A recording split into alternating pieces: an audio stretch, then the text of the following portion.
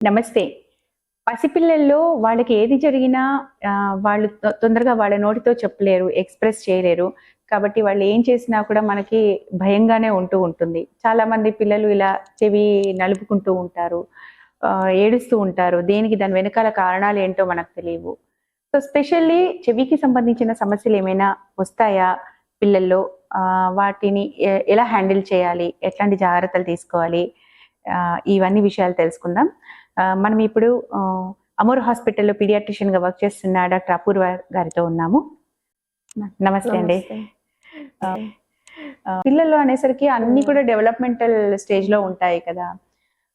చెవి విషయానికి వస్తే మెయిన్‌గా నేను ఎక్కువగా అబ్జర్వ్ చేసింది, ఎక్కువ మందికి అనిపించేది డౌట్ కూడా. ఇలా చెవిని ఇలా నడుచుకుంటూ ఉంటారు. అంటే వాళ్ళకి పెయిన్ ఉన్నట్టా? ఇది కామనేనా? యాక్చువల్‌గా పిల్లలకి ఇయర్ ఇన్ఫెక్షన్స్ చాలా కామన్‌గా వస్తాయి. ఎందుకంటే మనకి ఇయర్‌కి మౌత్‌కి మధ్యలో, నోస్‌కి మధ్యలో కమ్యూనికేషన్ ఉంటది. యూస్టేషన్ ట్యూబ్ అని. అది వాళ్ళకి చాలా షార్ట్‌గా ఉంటది అండ్ హారిజాంటల్ ఉంటది.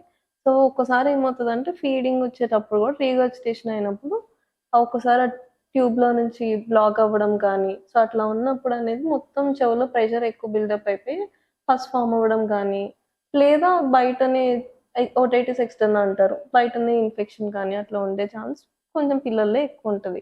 సో, ఇవన్నీ చిన్న చిన్న క్యూస్ అనమాట. పిల్లలు ఇటు చెవు పట్టుకుంటే ఏడవడం, లేదా వాళ్ళే చిన్నగా ఇట్లా రబ్ చేస్తా ఉండడం. సో, ఇరిటబిలిటీ అవన్నీ ఉండడం. వాటితో పాటు ఫీవర్ అండ్ కోల్డ్ గూడా ఉంటది కొంతమంది బేబీస్‌కి. సో, అలా ఉన్నప్పుడు కంపల్సరీ ఇయర్ ఇన్ఫెక్షన్ ఉన్నట్టు లెక్క అనమాట. సో, పీడియాట్రిషియన్ కానీ, ఈఎన్‌టీ ఎక్స్‌పర్ట్ దగ్గర కానీ వెళ్లి ఒకసారి రూల్ ఔట్ చేసుకోవాల్సి ఉంటుంది. నెగ్లెక్ట్ చేయకూడదు. నెగ్లెక్ట్ చేయకూడదు. సో, ఈ ఇన్ఫెక్షన్ మామూలుగా అంటే ఫీడింగ్ ద్వారా వెళ్ళిన ఇన్ఫెక్షనే అటు చెవి సో, దాకా అది వెళ్ళొచ్చా? ఫీడింగ్ వల్ల అయినా అయ్యుండొచ్చు. నార్మల్ కామన్ కోల్డ్ ఇట్లా వచ్చినప్పుడు గదా! ట్యూబ్ బ్లాక్ అవుతది. సో, ఒక్కోసారి ఏంటంటే నార్మల్‌గా ఆ కనెక్షన్ వల్ల ఎయిర్ అనేది వెళ్లి లోపల ఏరియేట్ చేస్తా ఉంటది. కోల్డ్ గాని, కఫ్ కానీ అట్లా వచ్చినప్పుడు ఈ ట్యూబ్ బ్లాక్ అవ్వడం వల్ల లోపల ఏరియేషన్ సరిగ్గా ఉండదు. సో, మైక్రో ఆర్గానిజమ్స్ ఎక్కువ గ్రో అవుతాయి. ఓకే. దానివల్ల దురద కూడా ఉండొచ్చు దానివల్ల? ఫంగల్ ఇన్ఫెక్షన్స్ ఉన్నా, లేదా బాక్టీరియల్ ఇన్ఫెక్షన్స్ ఉన్నా ఇచ్చింగ్ కూడా ఉంటది. సో, అదర్‌వైజ్ ఒక్కోసారి జస్ట్ ఓటైటిస్ ఎక్స్టర్నా గాని అట్లా ఏమన్నా లేదా చిన్న ఫంగల్ ఇన్ఫెక్షన్స్ ఉన్నా ఇచ్చింగ్ కూడా ఉంటది. ఓకే. మామూలుగా మన పెద్దవాళ్ళలో ఎక్కువ మంది చేసేది అది ఇయర్ బడ్ పెట్టుకొని అది మొత్తం దాన్ని తీసేయడము అలా చేస్తూ ఉంటారు కదా! ఇయర్స్‌లో ఎలాంటిది ఇన్సర్ట్ చేయకూడదు.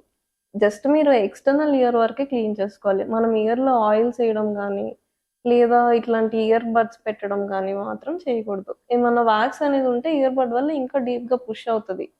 Rather than getting it out. So, అలాంటివి అసలు చేయకూడదు. మీరు ఆయిల్ అంటే గుర్తొచ్చింది. మామూలుగా చెప్పేవాళ్ళు గదా! ఇంతకుముందు పాత కాలంలో మా చిన్నప్పుడు కూడా మా అమ్మ గూడా యేసేది యాక్చువల్లీ. ఆముదం వేసేవాళ్ళు. చెవుల్లో 2 చెవుల్లో వేస్తేనే చెవులు బాగా పనిజేస్తాయి అనేవాళ్ళు.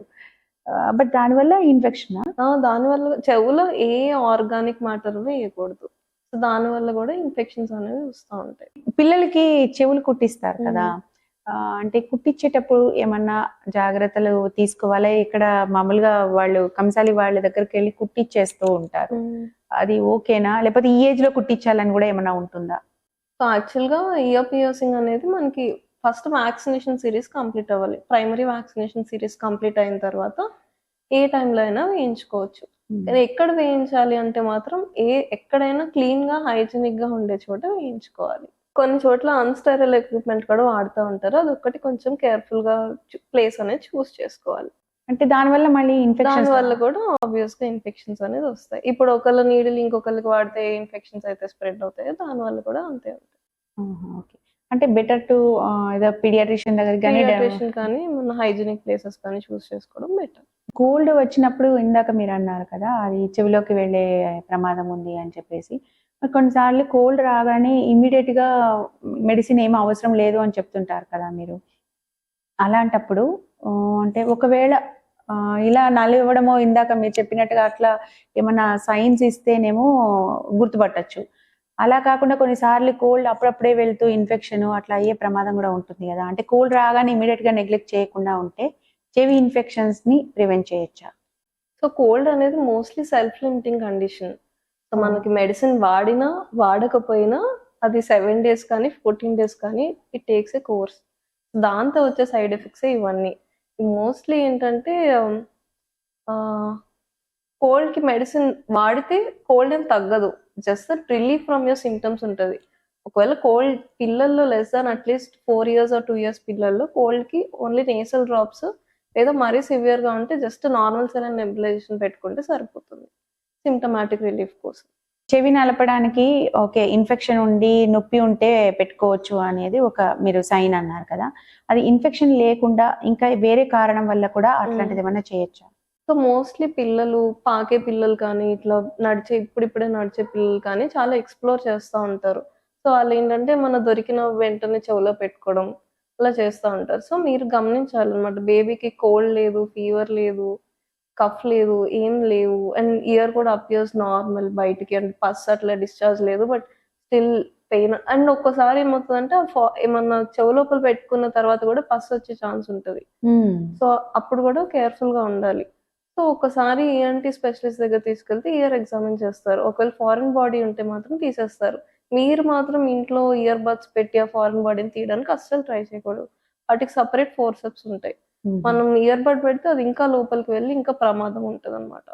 సో స్పెషల్లీ మనం పల్లీలు కానీ, ఫుడ్ పార్టికల్స్ అలాంటివి పెట్టుకుంటే ఇంకా డేంజర్, ఎందుకంటే అవి ఎడిమా వల్ల ఉబ్బుతాయి. సో సో కేర్ఫుల్ గా ఉండాలి. సొంత వైద్యం అనేది పనికిరాదు. ఓకే, థ్యాంక్ యూ అండి. Thank you.